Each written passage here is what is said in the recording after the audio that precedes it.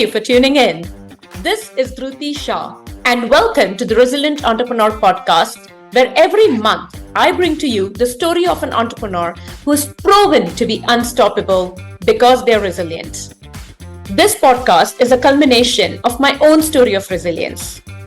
As someone who taught herself early on to be mentally tough, I came to realize that success stories are great to remain motivated, but true learning happens when you fail, you stumble, you reflect, and you rise. This podcast is an attempt to bring to you, to my listeners, the situations that test your nerves, your grit, and your resilience. If you listen closely, you will hear the entrepreneurs reflect. And who knows, you may have some light bulb moments yourself. The Resilient Entrepreneur is brought to you by C2C OD, a firm that specializes in bringing people and strategy together. And welcome to the brand new season of the Resilient Entrepreneur podcast. This new season is dedicated to social entrepreneurs who are not just grappling the challenges of a new startup, but are also in the business of changing mindsets and impacting lives. With that, let's meet my guest today. Coming right up.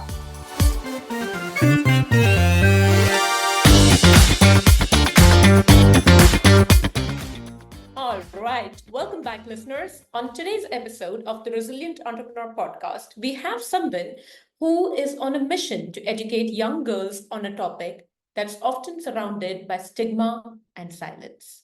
It's none other than Aditi Gupta from Menstrupedia.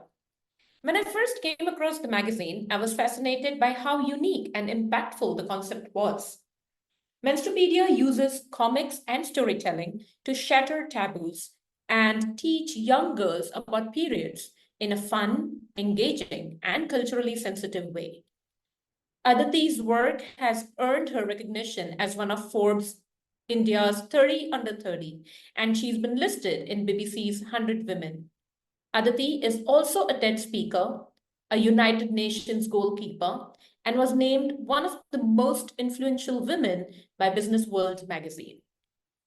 Her incredible journey has impacted over 14 million girls across 23 countries and has been featured in the Wall Street Journal, BBC, and more.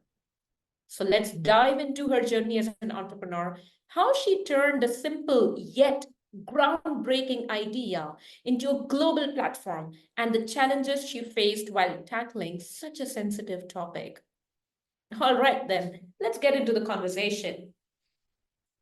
Hey, Aditi, welcome to the Resilient Entrepreneur podcast. It is such a pleasure to have you here today. Thank you for accepting my invitation. Thank you so much. It's great to be here with you. Great, thank you. And let's dive right into your journey. What has it been like?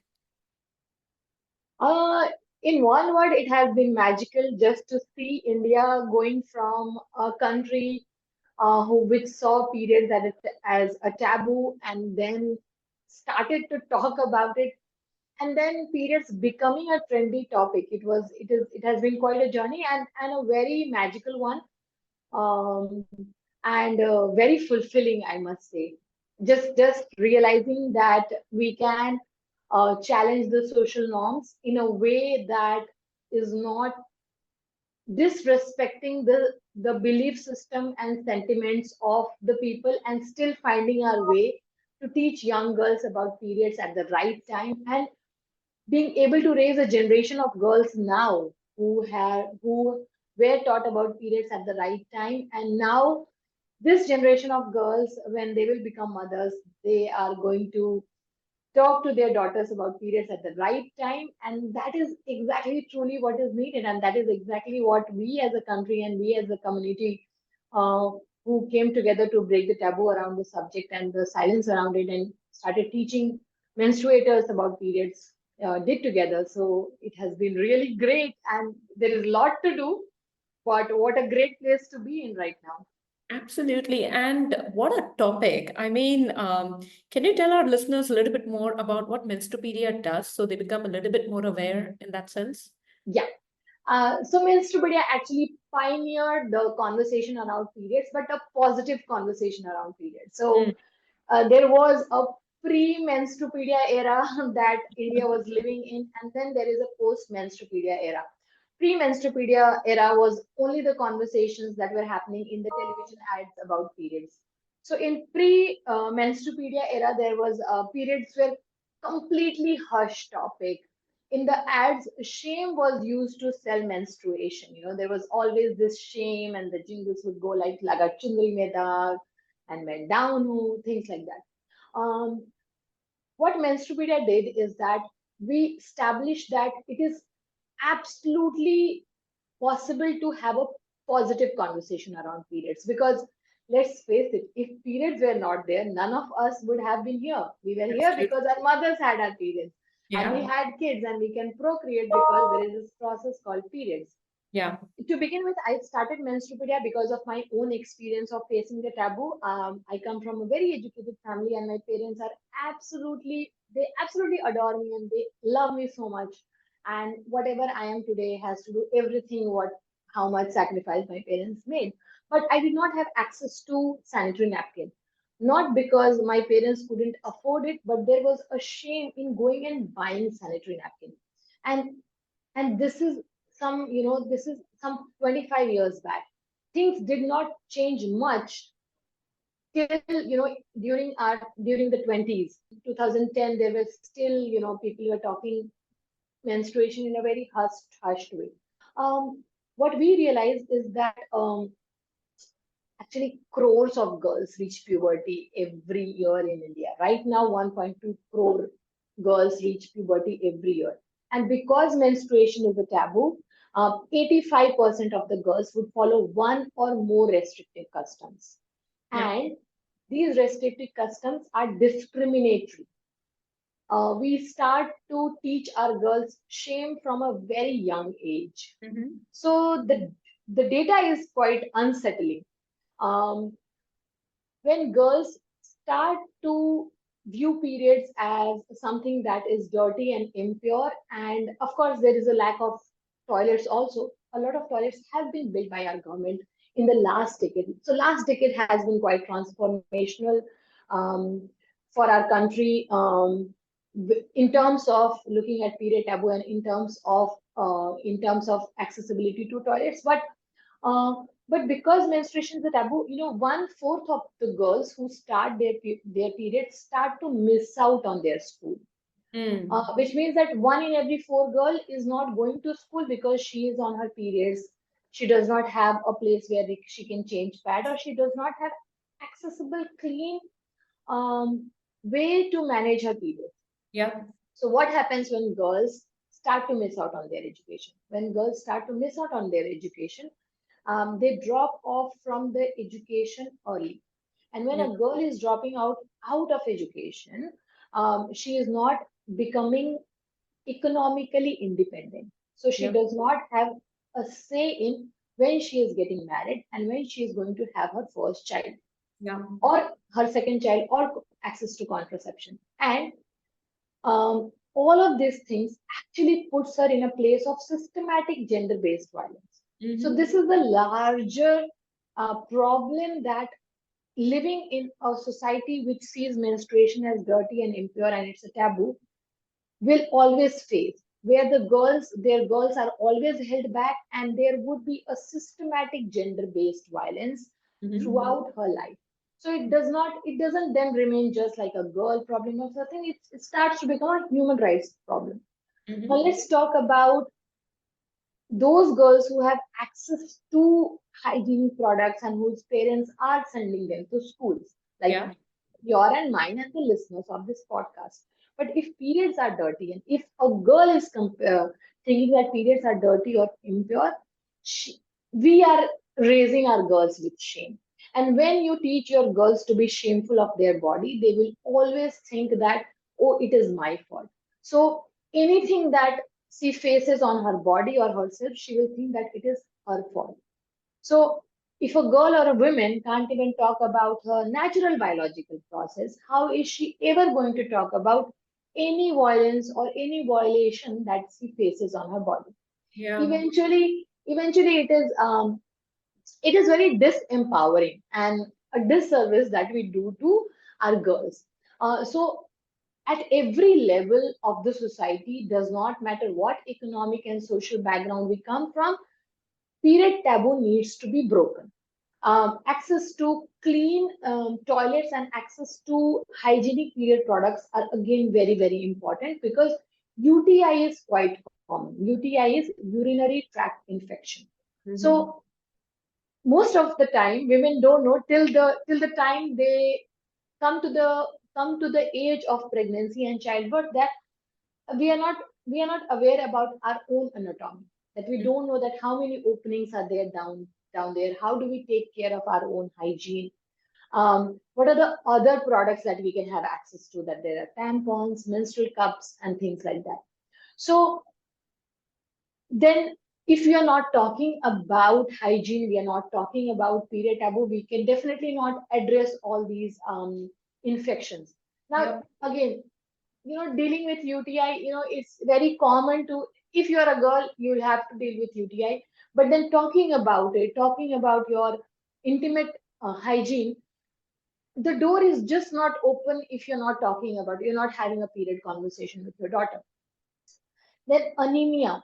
Anemia is so common. Like 50% of the girls would have anemia. Like one in every two-person, whenever you're sitting in the room, just low on iron levels, and Yeah. especially in our country. So, growing up during puberty, girls are many of the people think that when you are having periods, it means that there is a blood loss, and because of that, you are having anemia. But those two are unrelated. It's just that during puberty, the requirement of anemia for a girl's body is much higher as compared to a boy's body, Mm-hmm.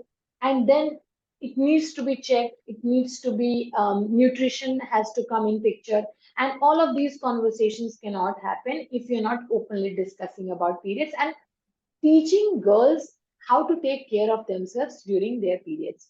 And Yeah. that is what Menstrupedia does.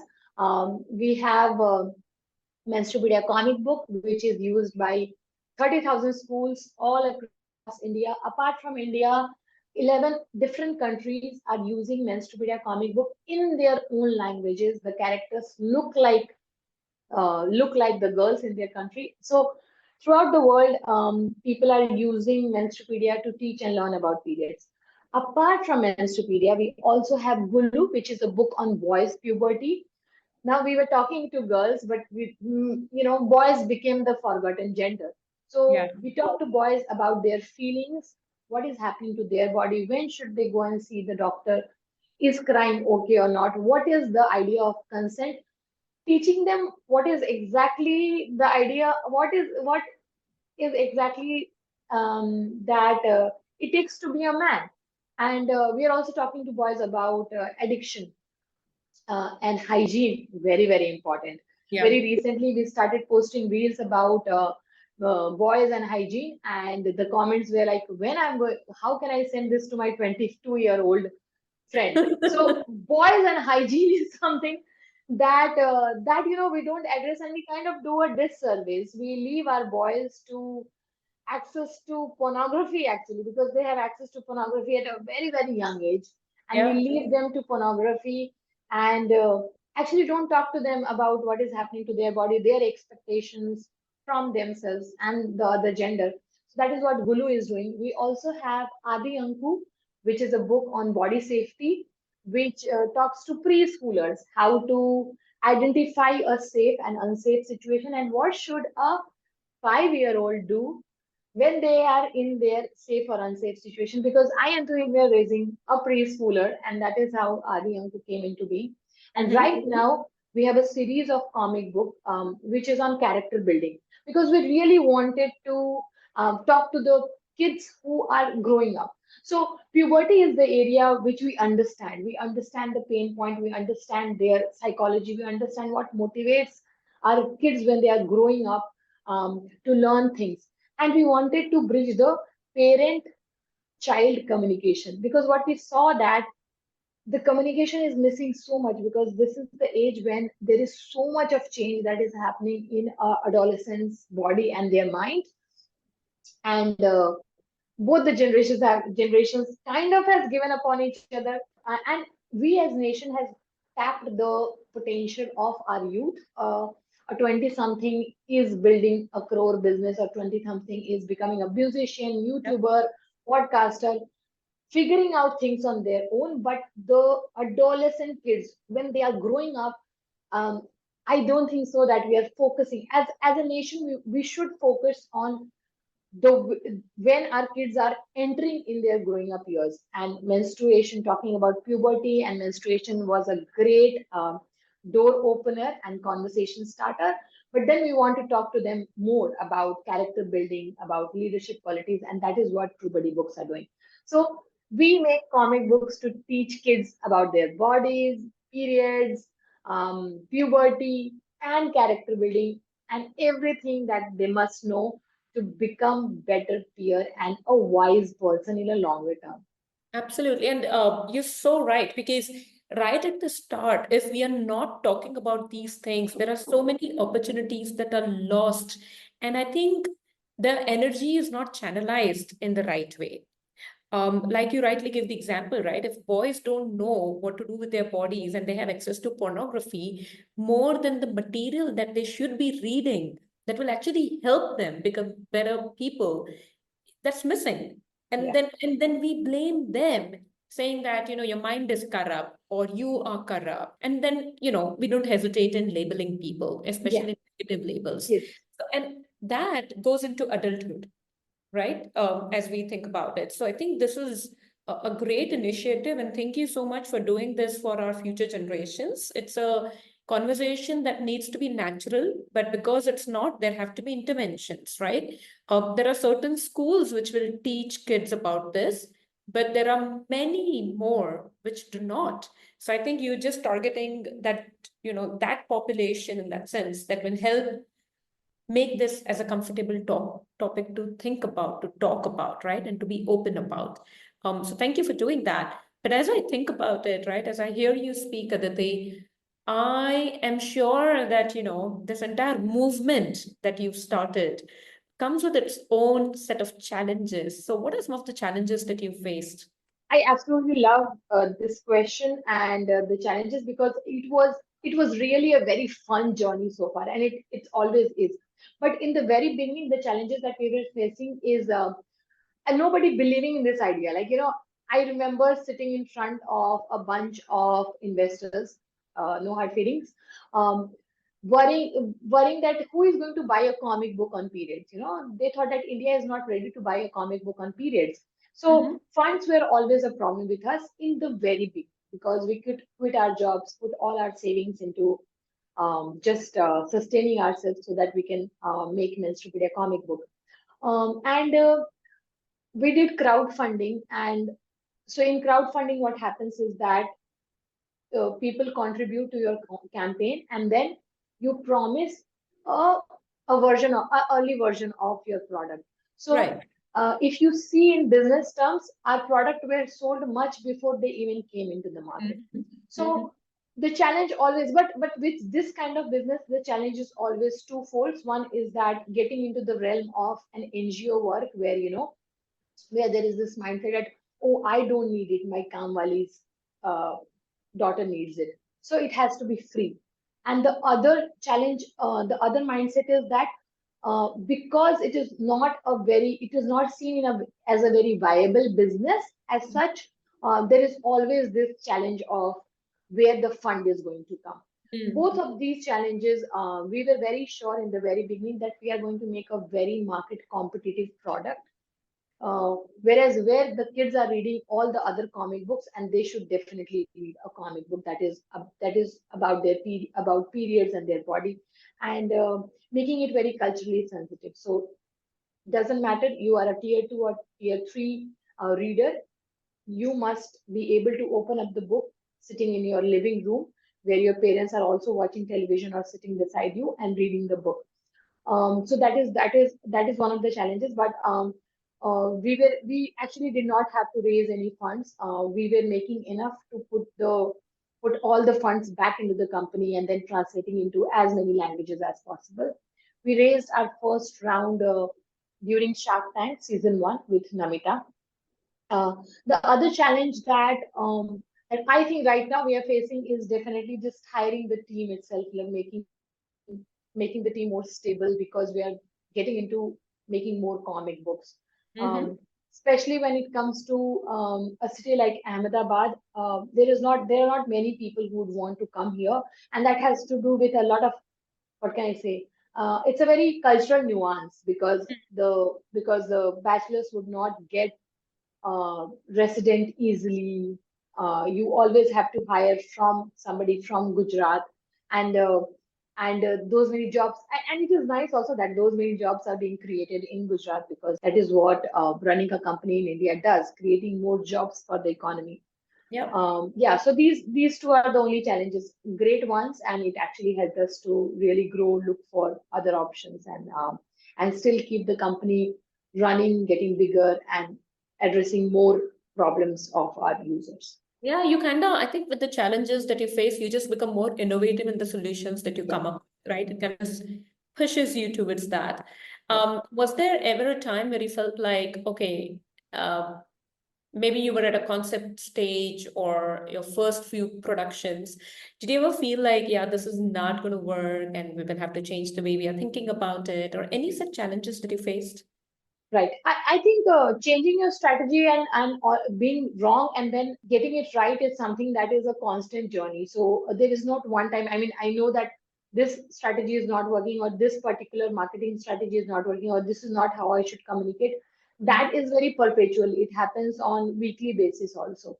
But there was never a time which told us that this is not something that we should be doing. I think every single time that we have launched something, or we have put something out there for our readers and for our parents, it has actually surpassed our expectation with Menstrupedia itself. Like, we don't come from a business background, so actually all the experts predicted that a company like Menstrupedia should not exist only. Because the problem with taboo topic is that the problem is so large and so hidden that people don't know the size of the problem, Mhm. and Mhm. hence the opportunities. So again, not there for. Another thing is that we are designers, and then designers turn into entrepreneurs. So we don't make a very polished version in the very beginning. So we make prototypes. We are a big believer of prototypes. So with Menstrupedia comic book also, we tested the prototype, and it was such an amazing experience, such an amazing feedback that we got from, not only feedback, but just we could just see that how the behavior, because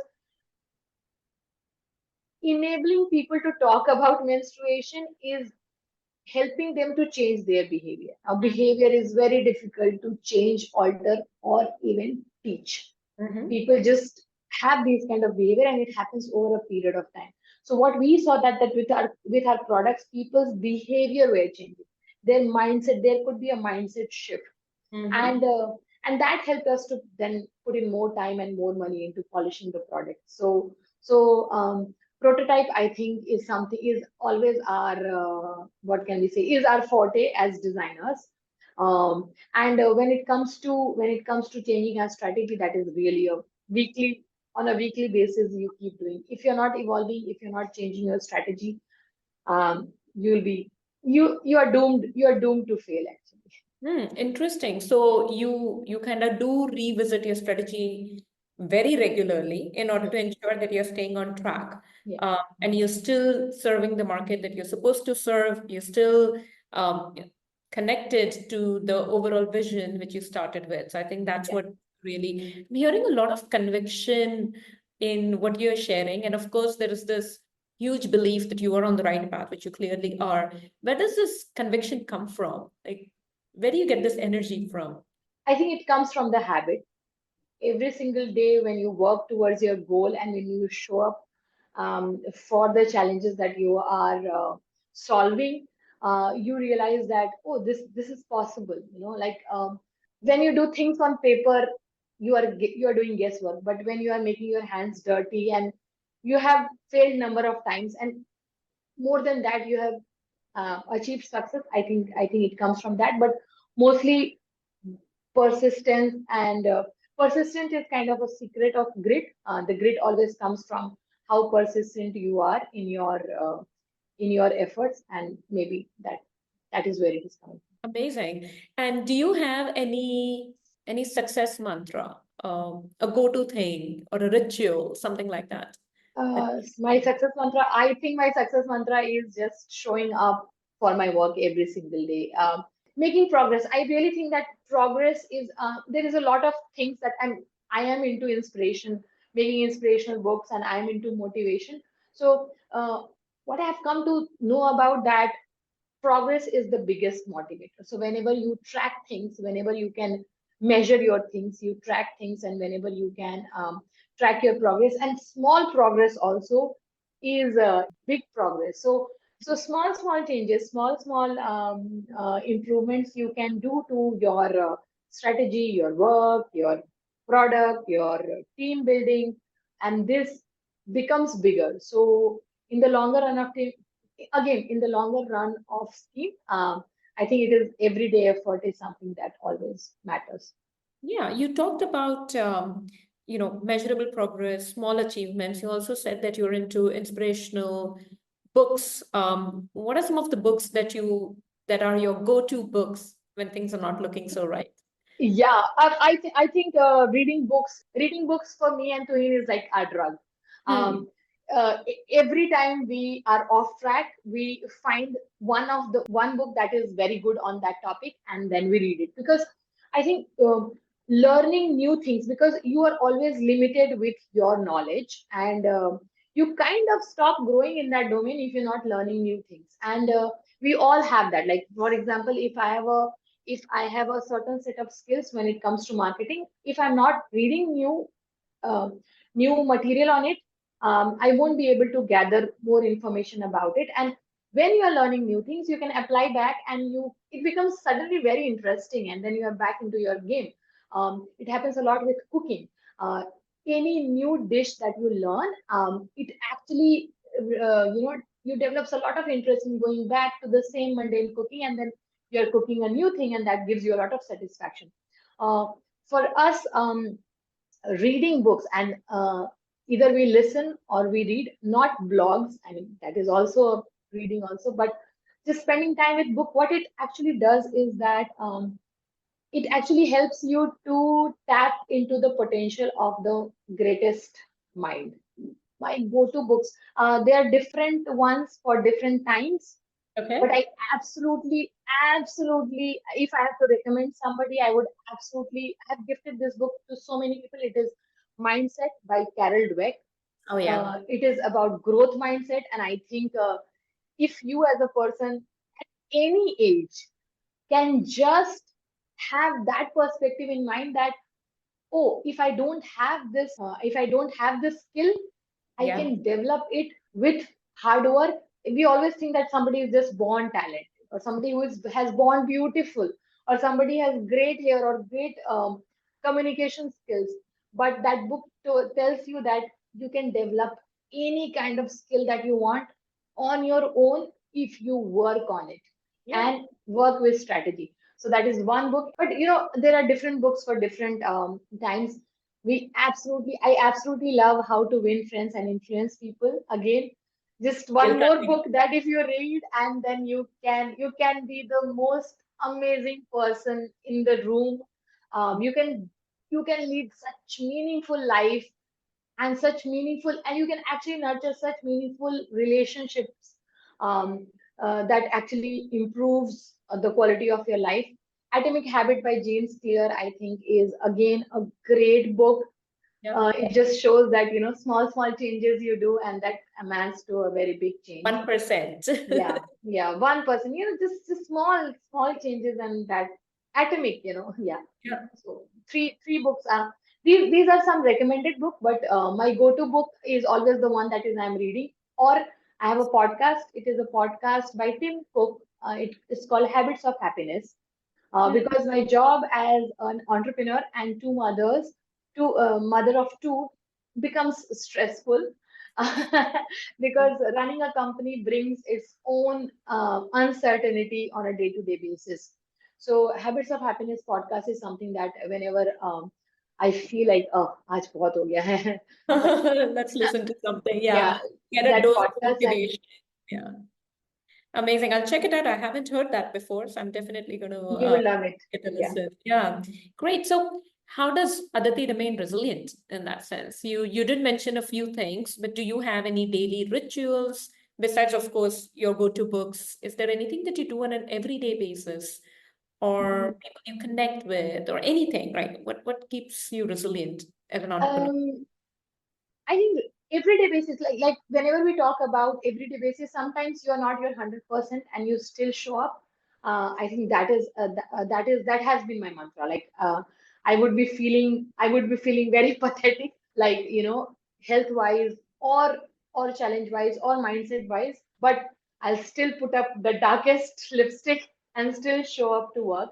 So that is something that has always helped me. But journaling definitely helps. Seeking there, I don't think so that there has to be a silver bullet, but there has to be lead bullets. So Hmm. there is a lot of lead bullets that one must always keep with themselves, क्योंकि एक silver bullet नहीं होता कि this I am doing and everything will be fine. But Yeah, if this is not working, then I have a lot of lead bullets. If this did not work today, then try maybe something that. else. Yeah. So journaling is one thing. Showing up to work definitely, but 365 days on Sundays I cannot come to work, and on Sundays also challenges could come. But then seeking advice from people when you are feeling off track, seeking advice from experts, investing time in your mental health. Then habits of happiness are always there. There is habit of happiness is playing with your kids, having enough time for your family time, having focused work, and eating well and sleeping well, I think solves most of the problem for adult life, जो कि बहुत ही underrated है. लेकिन अगर So आप ठीक से but if you are eating well, healthy food, and sleeping 8 hours, that will mostly solve 50% of your problems daily.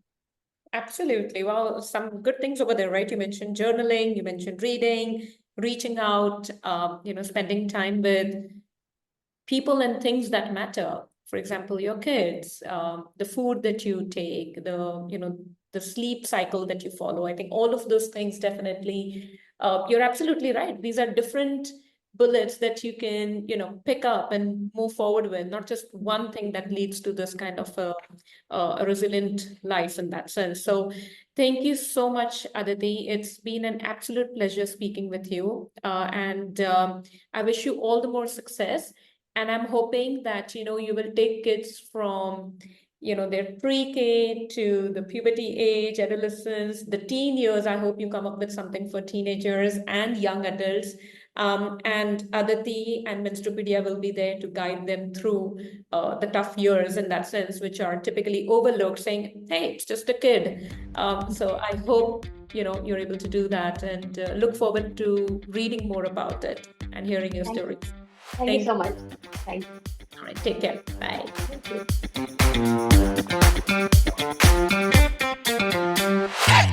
Wow, what a humbling conversation, and truly a topic that I think all of us are aware of, but don't really talk about. What did you think of this, Ramana? So, Dhruti, I think for me, what truly stood out in this conversation that you had with Aditi is obviously the entire concept of menstrupedia itself, which takes a topic that's often considered taboo Mm-hmm. and presenting it to the audience in such a creative and approachable way. Mm-hmm. That Yeah. was just amazing, right? No. And I also loved how Aditi, emphasizes that kids should feel comfortable enough to sit with their parents and openly read and talk about menstrual and women's health. Yeah. And so, being a mom, I can so relate to this Yeah. because my daughter is 12 now.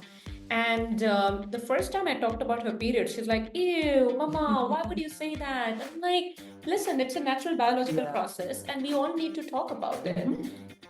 Now, clearly, I do have that relationship with my daughter where I'm comfortable talking about it, but there are so many parents, moms out there who are unable to have this conversation for one reason or the other. What I also loved and really resonated with me in this conversation was the inclusivity aspect of it, where she has included boys in the conversation about hygiene. Something that we forget to. I don't have a son, but now I can imagine if I had a son, it would have been so difficult to have this conversation. So I'm so glad that somebody is out there taking this into consideration, and it's crucial for boys to be educated about these topics as well, so we can build a more understanding and inclusive society. So hats off to Aditi and the team to make this a dinner table conversation as well. I mean, I know a lot of people will be cringing out there, but that's what we need to be. We need to be okay having these conversations, and I'm so glad that we could have someone like Aditi in this, in this entire season where we are talking about social entrepreneurs. What an impact! So great. All right, listeners, that's all for now. We will be back with another episode of The Resilient Entrepreneur, focusing on social entrepreneurs. And guess what? That's going to be the last episode of season 2. So hang in there. We'll be back real soon. Until then, this is Dhruti Shah signing off. Stay safe.